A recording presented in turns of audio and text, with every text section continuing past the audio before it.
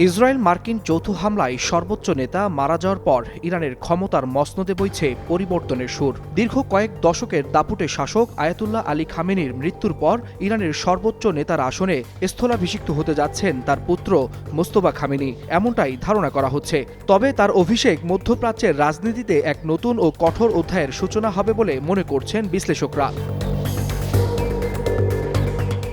1969 সালে মাশহাদে জন্ম নেয়া মোস্তফা খামেনি দীর্ঘ 2 দশক ধরে পর্দার আড়ালে থেকে দেশটির ক্ষমতা নিয়ন্ত্রণ করছেন। ইসলামিক রেভলিউশনারি গার্ডস বা আইআরজিসি এবং গোয়েন্দা সংস্থাগুলোর উপর তার নিরঙ্কুশ নিয়ন্ত্রণ তাকে একজন শ্যাডো রুলার বা ছায়া শাসক হিসেবে প্রতিষ্ঠিত করেছে। বিসওয়াক্স আর ভিটামিন ই সমৃদ্ধ স্কোয়ারের ময়শ্চারাইজিং মেরিল লিপ কেয়ার, এবার হাসুন প্রাণ খুলে।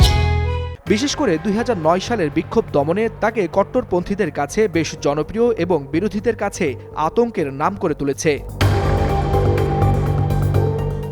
আয়াতুল্লাহ খামেনি যেখানে স্ট্র্যাটেজিক পেশন্স বা কৌশলী ধৈর্যের নীতিতে বিশ্বাসী ছিলেন, মোস্তফা সেখানে সম্পূর্ণ ভিন্ন।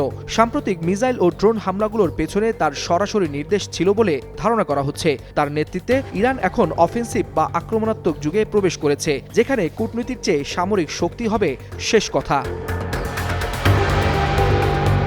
মোস্তফার ক্ষমতা গ্রহণ মানেই লেবানন, ইয়েমেন এবং সিরিয়ায় ইরানের প্রক্সি নেটওয়ার্কগুলোর উপর আরও মারমুখী নিয়ন্ত্রণ। পশ্চিমা বিশ্ব যেখানে একজন সংস্কারপন্থী নেতার আশা করছিল, সেখানে মোস্তফা খামেনি আবির্ভূত হয়েছেন এক প্রতিশোধ পরায়ণ জেনারেল হিসেবে।